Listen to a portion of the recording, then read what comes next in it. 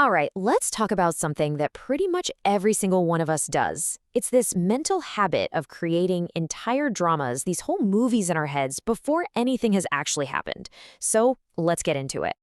Okay, be honest. Have you ever had a big meeting on the calendar and you've already played out like 10 different ways it could go terribly wrong? Or maybe you're just waiting for a text back and suddenly your mind has scripted this whole dramatic saga about why they haven't replied yet. Yeah, that's the mental movie we're talking about today. And look, this isn't just you overthinking or being a worrier. This specific kind of mental storytelling is a real, recognized thought pattern. And you know what? Once you can actually put a name to it, that's when you can start to get a handle on it. So, what is this thing called? Well, the official term we're using, which comes from our source material, is fabricated thoughts. It's a translation of a Thai phrase, Kwam Kit Prung Tang. Let's break down what that actually means. So, fabricated thoughts, they aren't just lazy daydreams. Oh no, they are active constructions. It's like you become the writer, the director, and the star of this movie in your head. A movie all about a future that doesn't even exist yet, and it's filled with your own assumptions and imagined endings. To get a little more specific, this is about creating these incredibly detailed scenarios, right? You're not just thinking, this might be awkward. You're literally scripting the exact dialogue. You're assuming how someone else is going to react, basically casting them in a role you wrote for them. And really, at its core, this is all about projecting our own fears onto the totally blank canvas of the future. Okay, so we all do this. Big deal, right? Well, this is where it gets really important. We have to shift from just understanding what this is to understanding why it matters. Because these little mental movies, they often have a very, very real emotional cost. This brings us to a really straightforward question.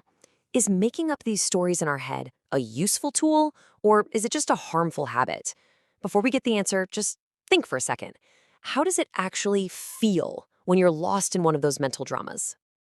You know, the source gives us a really simple test for this. It doesn't make some big blanket judgment. Instead, it just says, hey, look at the result of the thought. If that movie in your head leaves you feeling worried or anxious or just plain miserable, well, the answer is pretty obvious, isn't it? That thought is not serving you. Now, hold on. We have to make a really crucial distinction here. This is not an attack on all thinking about the future. I mean, there is a massive difference between creating some kind of fictional drama and actually making a practical plan. And the difference is just crystal clear when you lay it out. See, fabricated thoughts, they're all emotional. They spiral out into worry and anxiety. Productive thinking, on the other hand, that's logical. It's about setting goals, strategizing the next steps. Basically, one is a horror movie you're creating for yourself, and the other is a blueprint for success. All right, so we've defined the problem, we get the impact it has. So where do we go from here? What are we supposed to do about it? Well, the solution that our source offers is, thankfully, refreshingly simple and actually achievable.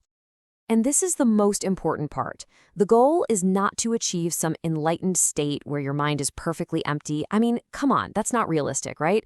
The goal is way simpler. It's just to notice when you're directing a movie that's causing you pain and to just try to do it a little bit less. It's about reducing the suffering, not eliminating thought itself.